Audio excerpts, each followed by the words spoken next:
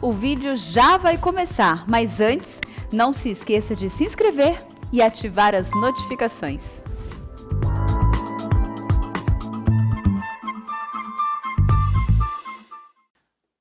Estamos no ar, vamos lá. Você que está aqui conosco, você que está nos assistindo em casa, nós estamos fazendo o estudo panorâmico expositivo do livro de Êxodo.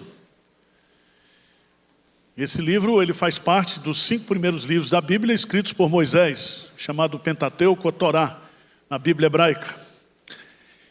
Esse livro, o tema principal dele é justamente a libertação do povo de Deus do Egito, ou a gente poderia chamar o início, né? Começou com Abraão, mas agora a igreja sai do Egito e vai marchando para a terra prometida.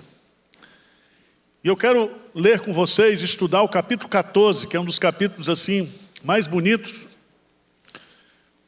Quando eu era jovem, eu assisti um filme chamado Os 10 Mandamentos. Vocês conhecem esse filme ou não? Tem um ator bem bonitão que faz o papel de Moisés, né? Eu pareço com ele, mas não... Mas é impressionante como esse milagre de Deus, da travessia do Mar Vermelho, ele traz lições preciosíssimas para a nossa vida pessoal. Se eu fosse colocar um tema ou um título desse capítulo, eu colocaria o tema: não há volta, não há mais retorno. Quem saiu do Egito não volta mais para o Egito. Pode morrer no deserto, mas quem é de Deus vai chegar na terra prometida. Se você está debaixo do sangue do Cordeiro, que é Cristo, você foi redimido, tirado do mundo, mas você não vai voltar mais para o mundo. Você está no mundo, mas você não é do mundo. Então, a belíssima doutrina da perseverança dos santos. Tem crente que não entende, por limitações, por falta de fé, mas uma vez salvo, salvo para sempre. Tá certo? Não tem um anjo lá à sua disposição. Você está crente, aí escreve o nome. Você se desviou, passa um branquinho. Não é assim não. Você está escrito no livro da vida. E Jesus, assim como esse cordeiro da Páscoa morreu, Jesus também morreu por você. E você é dele para sempre. Não tem mais volta. O negócio agora é para frente, é avançar. Tá certo? Veja aí, no capítulo 14, versículo 15. Grife esse versículo como o versículo chave desse capítulo. O que Deus diz aí? Disse o Senhor a Moisés: por que clamas a mim? Dize aos filhos de Israel que marche. É para frente, é avante. Tá certo? Caminhando vou para Canaã. Se você não quer, não impeça a mim. Eu vou para Canaã. Estou caminhando. Tá certo? Vamos chegar lá cheio de chumbo, umas marcazinhas, né? Mas o importante não é chegar em primeiro lugar, é cruzar a linha de chegada, né? Quem é que está conduzindo o povo? É Deus. E Deus, nesse capítulo 14, vai vingar, ou vai fazer justiça e juízo sobre a nação mais poderosa da terra na época, o rei mais poderoso e o exército mais poderoso que existia na época. Os exércitos de Faraó, os exércitos do Egito. E esse capítulo 14, eu dividi em 4 partes. Versos de 1 a 4, o plano de Deus. Versos de 5 a 9, a perseguição dos egípcios. Versos de 10 a 14, a angústia do povo e a mensagem de Moisés. Do 15 até o 31, a maravilhosa libertação de Deus. Então vamos começar, versos de 1 a 4. Disse o Senhor a Moisés. Quem é que disse? O Senhor. É Deus que está dizendo. Moisés não tem plano estratégico nenhum. É Deus. É Deus que dá a estratégia. É Deus que diz como é que deve ser feito. Tá certo? Nós estamos na vida cristã, seguindo e rezando na cartilha de Deus. Não tem outra cartilha, que é a palavra de Deus. Tá certo? Disse o Senhor a Moisés: fala aos filhos de Israel que retrocedam e se acampam defronte de Pi-Hairote, entre Migdol e o mar, diante de Baal-Zephon. Em frente dele vos acampareis junto ao mar. Então, Faraó, quem é que está dizendo? Deus. Então Faraó dirá aos filhos de Israel: estão desorientados na terra, o deserto os encerrou. Versículo 4, vamos ler comigo? Endurecerei o coração de Faraó, para que persiga, e serei glorificado em Faraó e em todo o seu exército. E saberão os egípcios que eu sou o Senhor. Eles assim o fizeram. Então veja que Deus está no controle de tudo. Deus vai armar uma arapuca, uma armadilha para os exércitos de Faraó. O povo poderia ter ido por um caminho mais rápido, mais fácil, mas Deus conduziu o povo pelo caminho mais difícil. E Deus agora manda o povo retroceder, não avançar. Porque Deus vai dizer o seguinte: eu vou mexer com o coração de Faraó. Faraó vai dizer: os judeus estão perdidos, estão desorientados, eles não sabem para onde ir. E Deus vai dizer assim: então, aí, eu vou mostrar para Faraó quem é Deus. Versículo 5.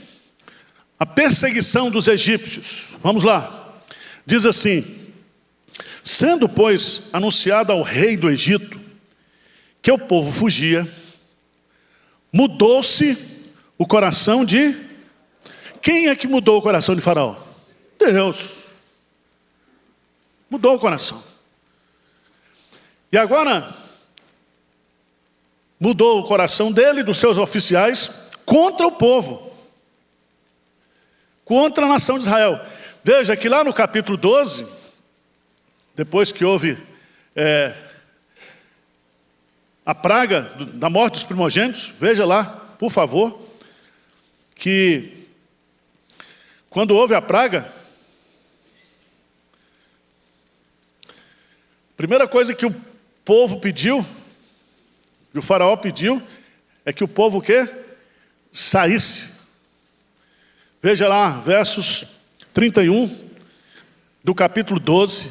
Então, naquela mesma noite, Faraó chamou a Moisés e Arão e lhe disse: levantai-vos, saí do meio do meu povo, tanto vós como os vossos filhos de Israel, e de servir ao Senhor como tendes dito. Levai também convosco vossas ovelhas, o vosso gado, como tendes dito. Ide-vos embora, e abençoai-me também a mim. Então, quando houve a praga, a 10ª praga, e que os primogênitos foram mortos, o povo é impelido para sair. Só que Deus estava conduzindo. E aí veja no versículo 17 do capítulo 13: tendo Faraó deixado ir o povo, Deus não o levou pelo caminho da terra dos filisteus, posto que é mais perto, pois disse: para que porventura o povo não se arrependa vendo a guerra e torne ao Egito. Deus vai conduzir. E Deus não nos conduz pelo caminho mais fácil. Por isso que Mateus, Jesus disse que o caminho é estreito, é apertado. Poucos são os que entram por ele. Mas vamos lá. O que acontece? Caiu a ficha de Faraó. Deus mudou o coração dele. E veja lá no capítulo 14, versículo 5. Que é isto que fizemos permitindo que Israel nos deixasse de servir. Que é isso? Então houve uma mudança mesmo no coração de Faraó. Aí aprontou Faraó o seu carro e tomou consigo o seu povo. Tomou também 600 carros escolhidos e todos os carros do Egito, com capitães sobre todos eles. Porque o Senhor endureceu o coração de Faraó, rei do Egito, para que perseguisse os filhos de Israel. Porém, os filhos de Israel saíram afoitamente. Vamos ler juntos, versículo 9? Perseguiram-nos os egípcios, todos os cavalos e carros de Faraó, e os seus cavalarianos, e o seu exército, e os alcançaram acampados junto ao mar, perto de Pirraiote, defronte de Baal-Zefon. Depois, em casa, você entra no Google Mapas, né? O Mapas da Bíblia, e vê onde é que o povo estava.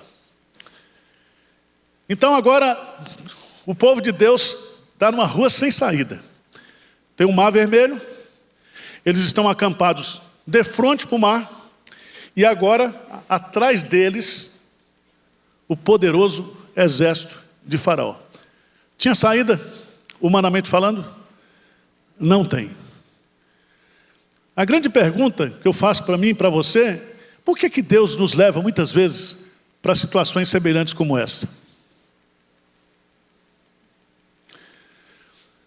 Por que Deus não leva a gente pelo caminho mais rápido, mais fácil? Tem que ser gemendo. Já notou isso? Não falta dinheiro para nada no mundo, mas falta para missões. Todo mundo dá dinheiro para o carnaval, dá dinheiro para isso, dá dinheiro para aquilo, mas para a obra de Deus, para fazer, é com oração, com fidelidade, com gemido. Às vezes eu não entendo Deus, mas é burrice minha. No dia que eu entendesse Deus, eu seria um igual a Ele, né? Porque tem crente que quer entender. Meu amigo, creia que já está de bom tamanho. Deus fez isso, mas qual era o plano de Deus? Deus tinha um plano ou não? Tinha. E os planos de Deus são perfeitos. A vontade de Deus é boa, perfeita e agradável. Lembre-se que a sua vida, a vida da igreja, não está ao léu. Nós não estamos desorientados.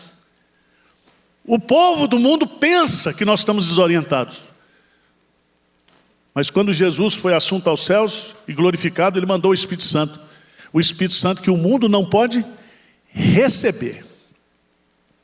Porque nem o vê, nem o conhece. Mas Ele habita convosco, estará convosco para sempre. Então, a igreja de Deus tem rumo. A igreja de Deus tem direção, porque é Deus que conduz, é Deus que dirige. Então para de falar mal da igreja. Fala mal do pastor. Ore por ele, dá uma oferta, abençoa.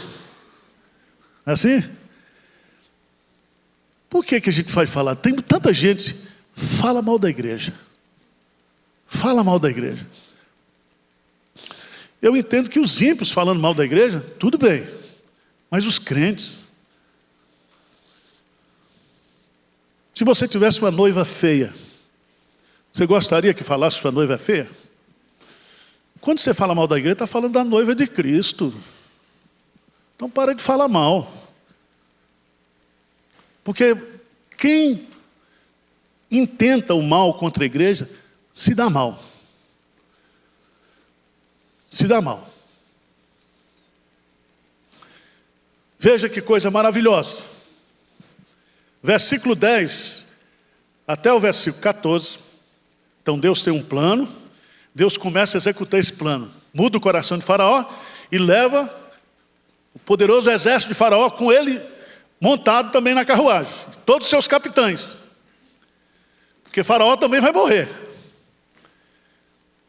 E diz o texto, versículo 10. Vamos ler juntos? E chegando o Faraó, os filhos de Israel levantaram os olhos, e eis que os egípcios vinham atrás deles, e temeram muito.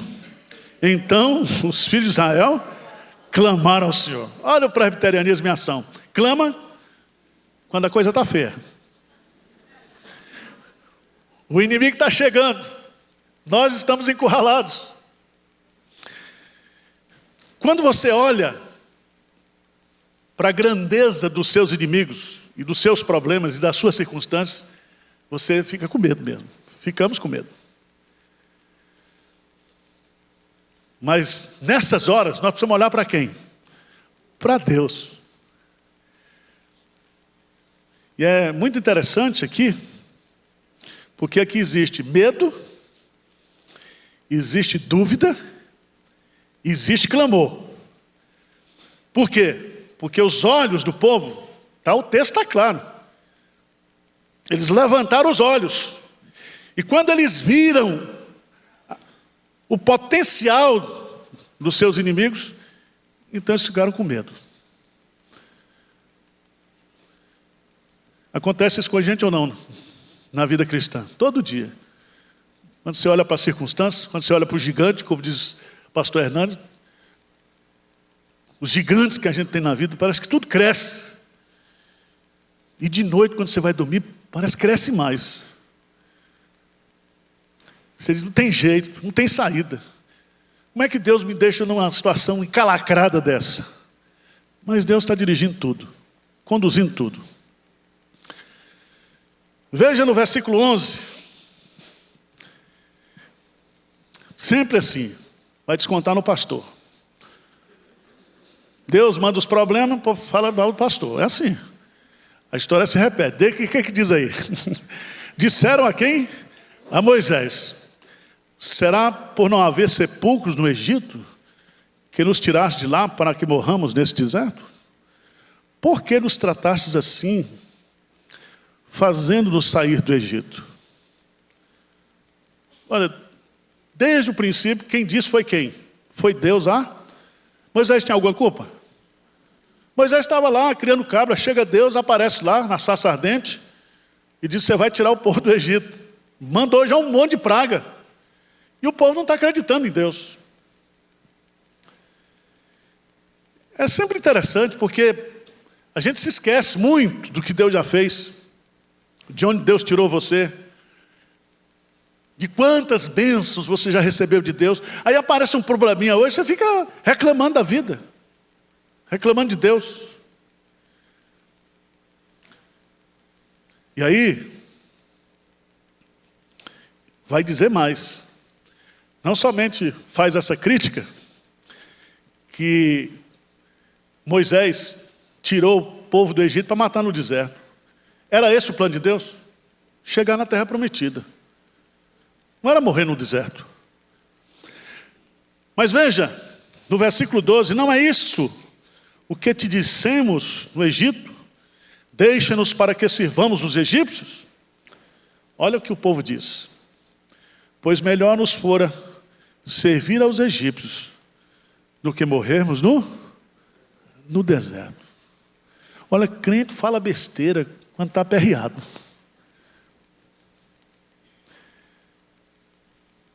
É assim ou não é? Eu acho, eu me vejo aqui, tá? Se eu estivesse lá, eu estava fazendo a mesma coisa. Vocês não, são mais crentes, são mais cheios do Espírito Santo, né? Tem um telefone no céu direto, mas isso acontece com a gente. Aí Moisés, veja lá Moisés, tinha que ser o homem mais manso da terra mesmo, para aguentar esse povo. Fosse eu matava tudo, era afogado no mar.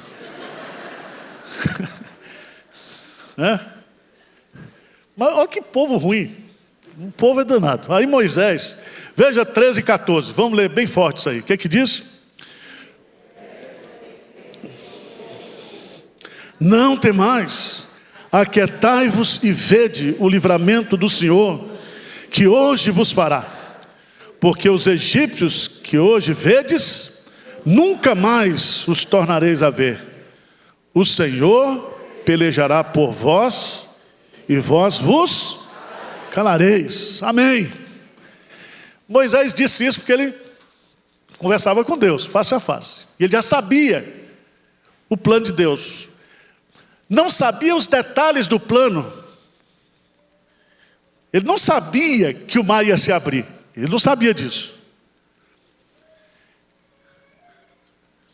É tanto que aí, a partir do capítulo 15, é uma cena cinematográfica, né? O que vai acontecer agora. Deus vai fazer a maravilhosa libertação e o juízo sobre Faraó, sobre a nação egípcia, sobre os exércitos. Versos de 15 a 18. Deus vai instruir Moisés. O que ele tem que fazer? Primeiro, Moisés, Deus não diz ao povo, Deus diz a quem? A Moisés. Porque clamas o quê? Moisés, não é hora de orar. Porque tem gente que tudo quer orar. Não, mas tem uma hora que é para andar. Você ficar orando aí, a bala lhe pega, tá? Por que clamas a mim? Diga ao povo que marche. Marche. Marchar para onde? O único lugar que tinha para dentro do mar. Não é assim? Vocês não cantam esse negócio de rompendo em fé? Não cantam? Eu vejo os crentes cantando. E toda vez que a minha fé é provada, não sei o quê. Rompendo em fé. Vai agora. Chegou a hora. Né? Tem crente que rompe em dor de barriga, não de fé.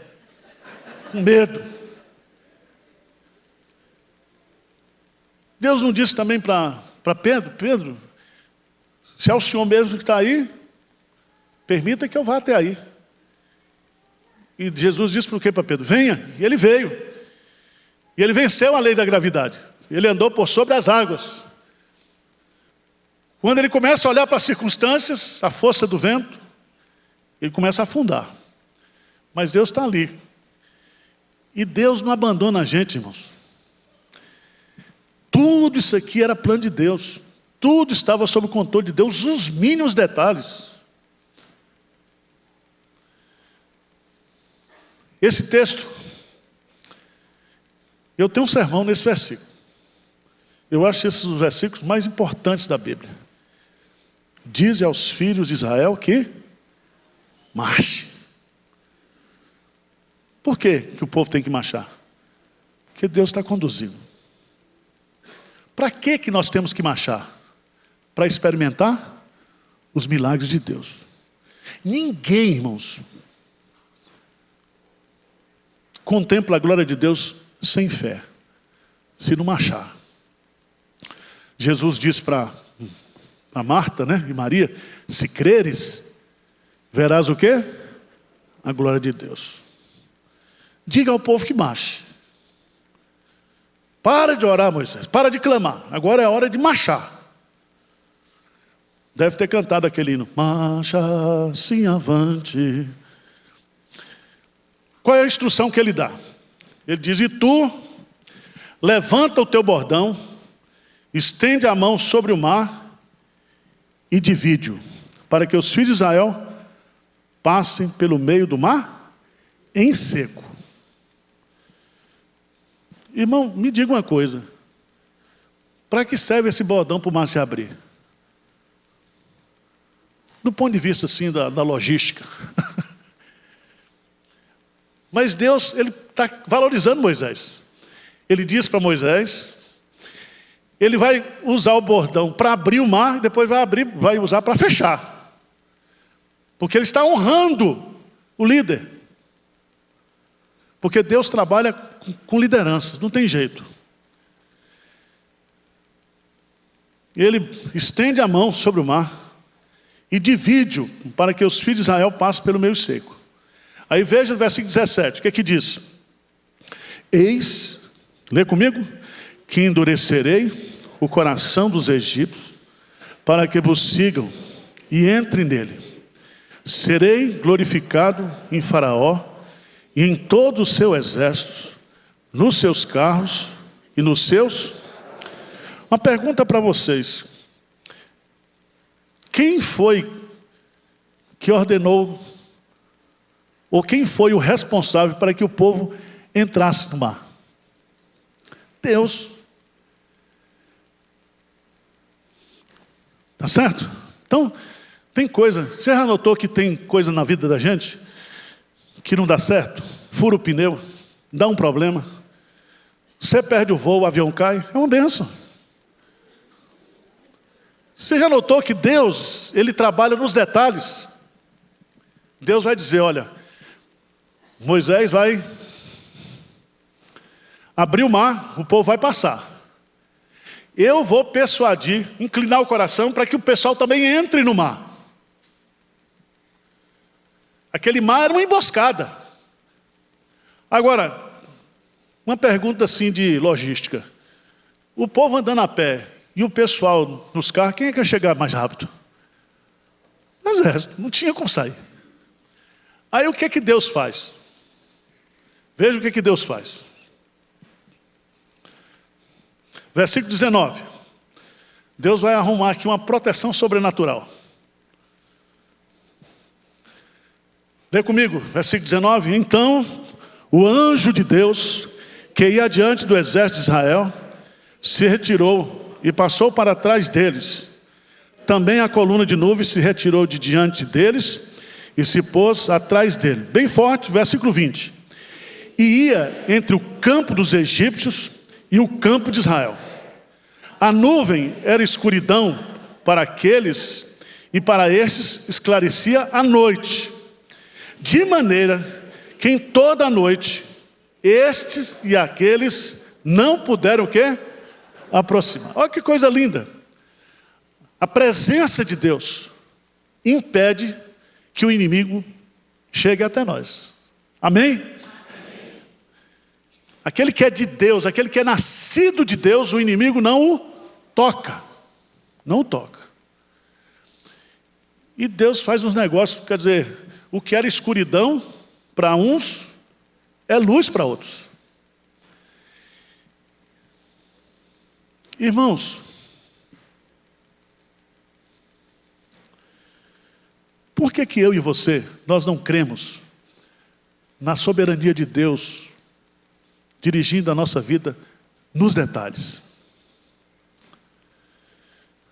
Eu estava conversando com um colega essa semana sobre os crentes que morreram na pandemia. Não estou falando dos outros, estou falando dos crentes. A Bíblia fala que preciosa é aos olhos do Senhor a morte dos seus santos. A Bíblia diz que todos os nossos dias estão contados por Deus. Se não tivesse a pandemia, iria morrer? Sim. Então não podemos ficar revoltados, porque se tudo está nas mãos de Deus, o plano de Deus é perfeito, é o melhor. Aí também, se eu não morri e você não morreu, é porque tem que trabalhar mais para Deus, né? Servir mais a Deus, se dedicar mais a Deus. Porque quando a gente morre, cessam todas as nossas obras e vamos descansar na presença de Deus. Eu acho esse texto maravilhoso. Você já notou no versículo 19 que o anjo de Deus está em letra maiúscula? Quem é esse anjo de Deus no Antigo Testamento? Jesus Cristo. O anjo de Deus no Antigo Testamento, quando aparecer com letra maiúscula, é a personificação da pessoa de Jesus Cristo. Mesma coisa aconteceu com Josué. Veja lá, por favor. Livro de Josué. Josué não atravessou o Mar Vermelho, teve que atravessar o quê? O Jordão. Então Deus que abre mar, abre rio também. Tá certo? Então, você diz, pastor, não tem um mar de problema, tem um rio. Não, fica tranquilo, Deus resolve riacho, poço. Josué capítulo 3.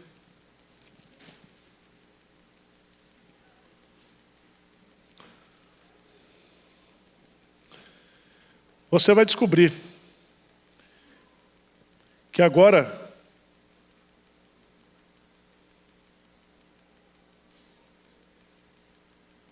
o povo vai atravessar o Rio Jordão. E versículo 6 do capítulo 3: levantai a arca da aliança e passai adiante do povo. Levantaram, pois, a arca da aliança e foram andando adiante do povo. Então, disse o Senhor a Josué: hoje começarei a engrandecer-te perante os olhos de todo Israel, para que saibam que como fui com Moisés, assim sereis contigo. A história se repete. Certo? O Deus de Moisés, o Deus de Josué, é o Deus que nós estamos adorando Ele aqui nessa manhã. Ele está aqui. Ele é o mesmo Deus. E meus amados irmãos, continuando o texto, veja aí. Então, versículo 21. O mar se abre. O que diz aí? Então Moisés estendeu a mão sobre o mar, e o Senhor, por um forte vento oriental, que soprou toda aquela noite, fez retirar-se o mar, que se tornou o quê? Terra seca. E as águas foram divididas. Versículo 29. O que diz? Mas os filhos de Israel caminhavam a pé enxuto pelo meio do mar, e as águas lhes eram quais muros à sua direita e à sua esquerda. Aqui eu me lembro do filme dos 10 Mandamentos, né? Naquele tempo não tinha os recursos que tem hoje, mas... E é interessante a gente observar uns detalhes que Deus faz um milagre usando a sua providência, usando as forças da natureza. Ele honra Moisés. Depois você tenta, quando você for para a praia, lá para o Guarujá, pega um bordão e bate para ver se o mar abre. Né? Não era o bordão que tinha poder. O que Deus estava fazendo, ele disse: você, Moisés, é um instrumento pelo qual, através de você, eu vou fazer um milagre. Deus faz um milagre em nós e Deus faz um milagre através de nós. Quando você é usado por Deus para ganhar alguém para Jesus, Deus está operando na vida daquela pessoa, através de você, um novo nascimento, uma regeneração. Você já imaginou isso? Isso é muito bonito, porque diz que um vento forte. Aí tem muita discussão, sabe isso aqui? Tem uns teólogos liberais, não, isso aqui não aconteceu não, isso aqui... Disseram para um menino muito crente, falou: não, o mar se abriu, mas ficou só 5 centímetros de água. Aí o menino perguntou: mas como é que morreu todo mundo? Afogado em 5 centímetros de água. Mas eu quero dizer para você que Deus, na sua soberania, Ele faz milagres do jeito que Ele quer. Mais adiante você vai ver Deus mandando o quê? Pão do céu, maná do céu.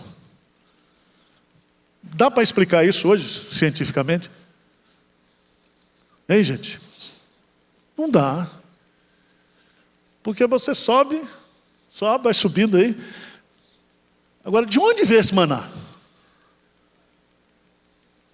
Hein? É igual a ascensão de Jesus. Jesus foi assunto aos céus. Ele tomou um ônibus espacial. Para onde é que ele foi? Ele entrou em outra dimensão de tempo. Ele entrou na eternidade. E nós temos que entender isso, que Deus ele usa as coisas naturais, como Ele usou, você se lembra de Elias, quando fugindo foi lá e ficou na beira de um rio, e ele tomava a água do rio, e os corvos levavam alimento para ele todo dia. Um dia a água secou, aí Deus diz: não, eu já providenciei para você uma viúva, lá em Sarepta.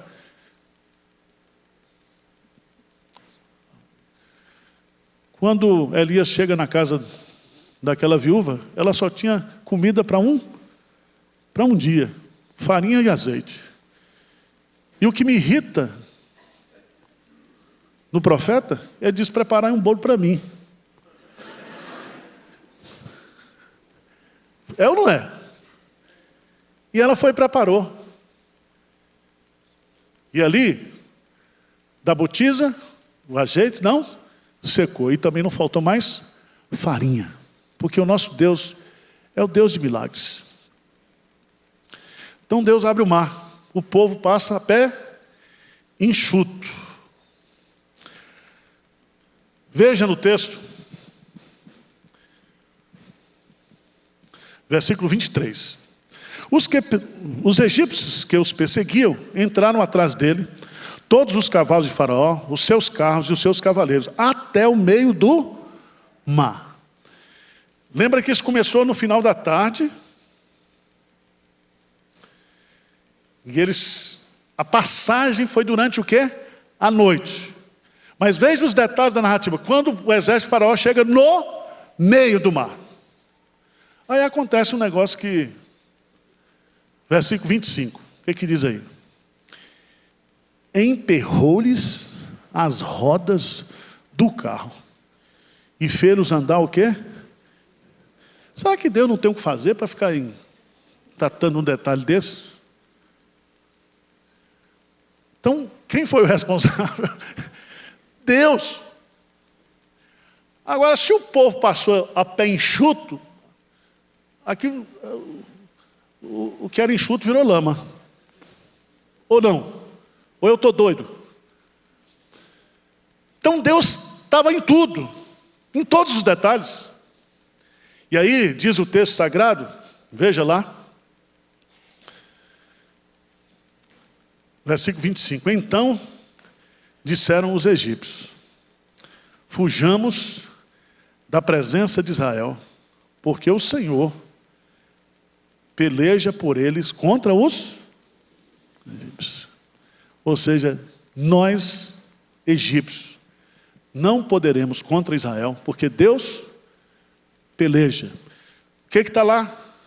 No versículo 14, quando Moisés diz para o povo, o Senhor pelejará por vós, e vós vos calareis.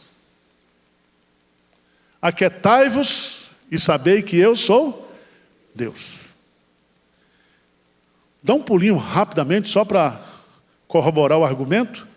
2 Crônicas, capítulo 20.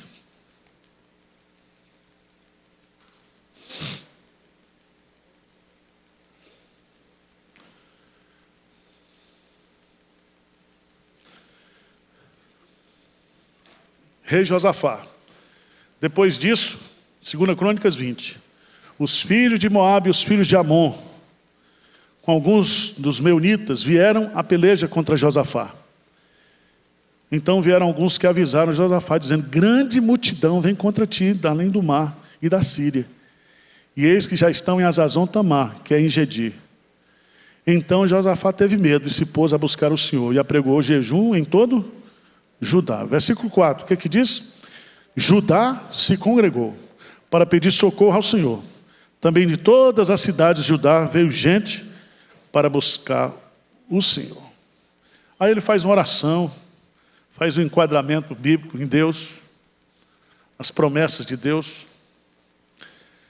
E no versículo 12, ele diz assim, nosso Deus, acaso não executarás tu o teu julgamento contra eles?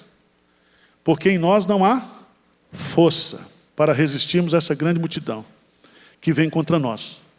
Quer dizer, nós somos fracos, mas nós não sabemos o que fazer. Porém, os nossos olhos estão postos em ti. Irmãos, no versículo 15 vem a resposta. 20:15, o que diz? E diz, dai ouvidos todo Judá, e vós moradores de Jerusalém, e tu, ó rei Josafá, ao que vos diz o Senhor, não temais, nem vos assusteis por causa desta grande multidão, pois a peleja não é vossa, mas de Deus. Versículo 17, neste encontro não tereis de pelejar. Tomai posição, ficai parados e vede o salvamento que o Senhor vos dará, ó Judá e Jerusalém. Não temais, nem vos assusteis. Amanhã saí-lhes ao encontro, porque o Senhor é convosco. Então, irmãos, esse é o nosso Deus. Esse é o nosso Deus. Você crê nele?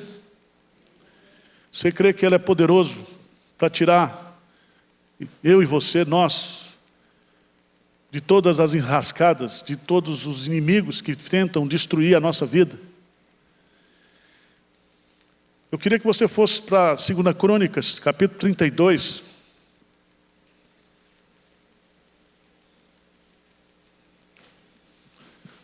Versos 7 e 8. O pessoal está com medo, né? Diz que vai vir aí a nova ordem mundial, vai perseguir crente, matar pastor, fechar templo. Você está preocupado com isso?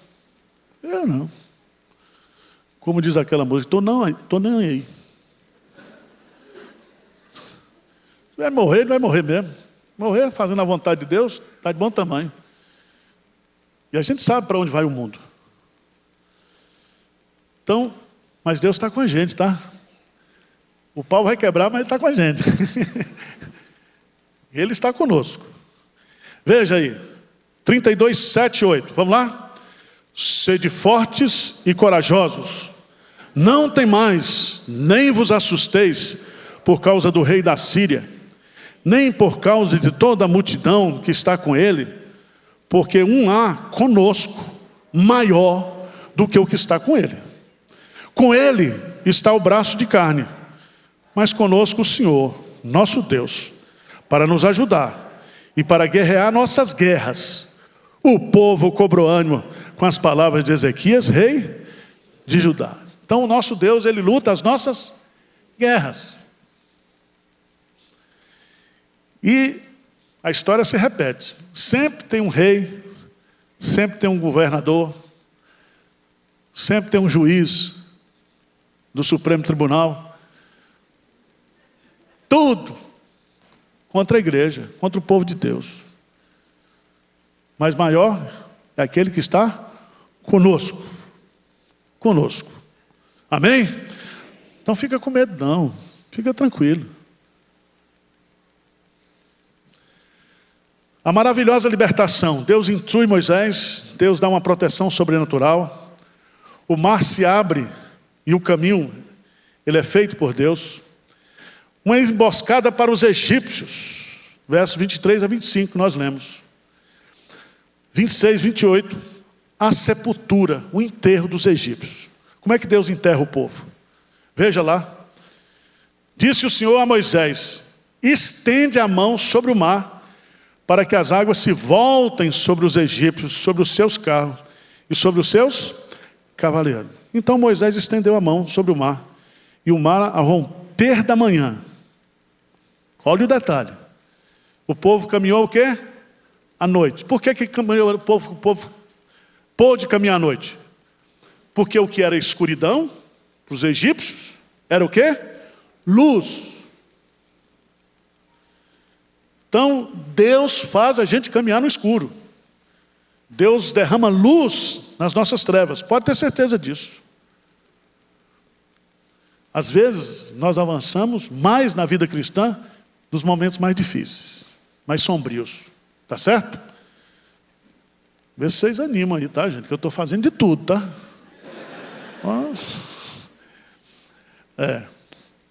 Eu peguei a calça errada hoje. Quem é casado sabe, né? A esposa fica dormindo, a gente não quer, né? É verdade, minha irmã, eu sou profeta. É verdade. 35 anos, eu vou incomodar a esposa, tem um sono leve, vou ligar a luz, pronto. Ela acorda, fica chateada. Eu prefiro que vocês zombem de mim, não tem problema não. Você que está no chat aí, não faz comentário, tá? Irmãos, voltando às águas, veja lá, versículo 28. Versículo 27. Então Moisés estendeu a mão sobre o mar, e ao romper da manhã, retomou a sua força. Os egípcios, ao fugirem, foram de encontro a ele.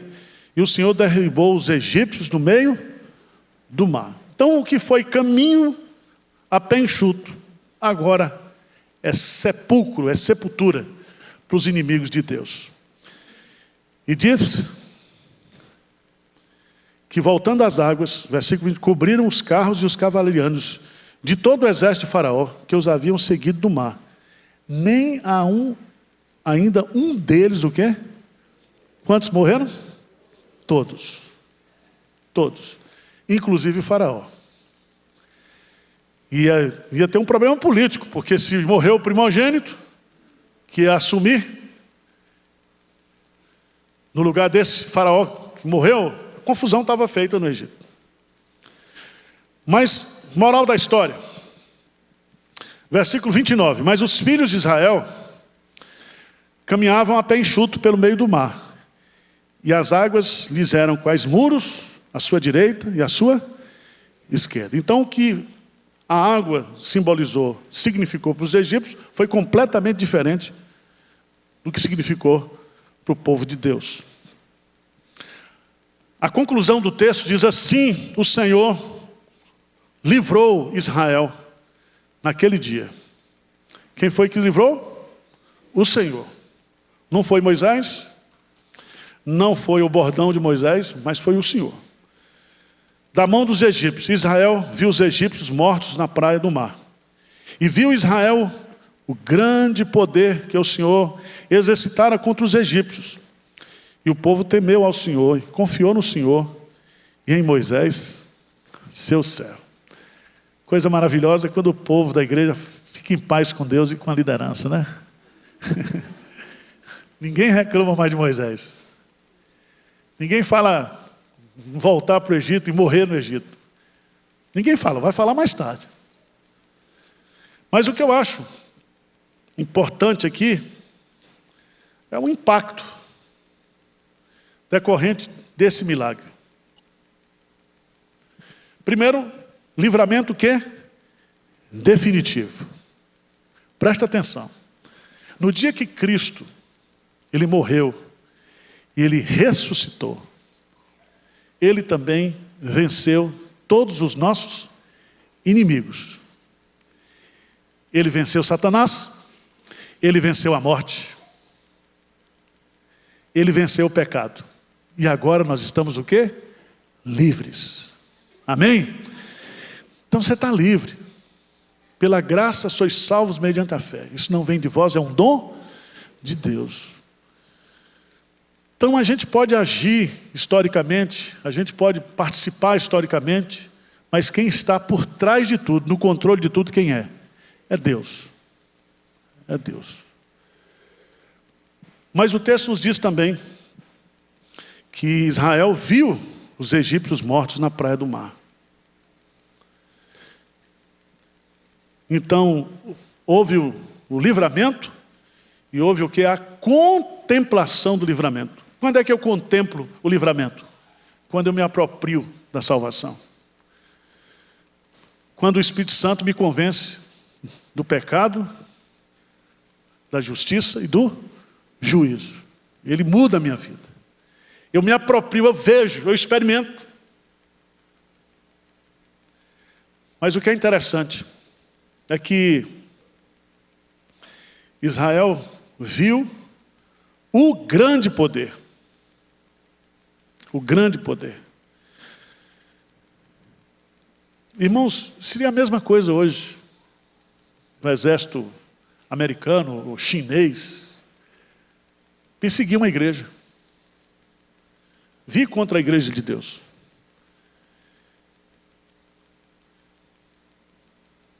A nação mais poderosa, o rei mais poderoso, o exército mais poderoso, não existe mais. Todos foram vencidos. Amém? E agora, o que resta para a gente? Primeira coisa que aconteceu, capítulo 15. Vamos lá? O que diz lá? Então, entoou Moisés e os filhos de Israel este cântico ao Senhor. E disseram. Veja que a salvação produz o quê? Louvor.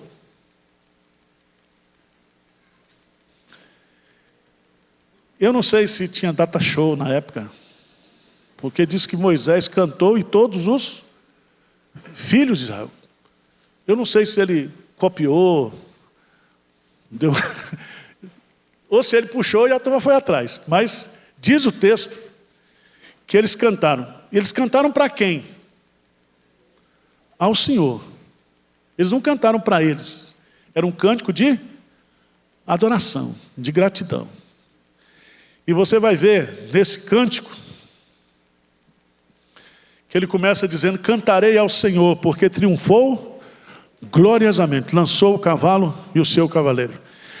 Guarde bem essa frase que está no versículo 2, grife esse versículo: o Senhor é a minha força e o meu cântico, ele me foi por salvação. Este é o meu Deus, portanto eu o louvarei. Ele é o Deus de meu Pai, por isso o exaltarei. O Senhor é homem de guerra, o Senhor é o seu nome. Amém? Aí vem um texto que o pessoal confunde muito. No versículo 20, aparece a profetisa Miriam, irmã de Arão, tomou um tamborim, e todas as mulheres saíram atrás delas com tambores e com danças, cantando uma musiquinha. Cantai ao Senhor, porque gloriosamente triunfou e precipitou no mar o cavalo e o seu cavaleiro. Presta atenção que tem gente que usa esse texto para botar dança no culto. Você precisa melhorar a sua hermenêutica e sua exegese. Isso aqui é um cântico de triunfo. Lembra quando Davi voltou com Saul nas grandes batalhas? E que as mulheres, era comum, as mulheres iam ao encontro do exército para cantar. E não foi ruim porque as mulheres cantaram: Saul matou 1000, mas Davi mais de 10.000, aí o homem endoidou. Que fez a comparação. Mas é uma prática comum. Quando havia guerra, havia o quê? A festa. A festa. Aqui não tem nada a ver com culto da Nova Aliança, não tem nada a ver com você usar esse texto aqui para dizer, não. Aí aparece uma tonta aqui com um tamborim, e as irmãs correndo, subindo a escada.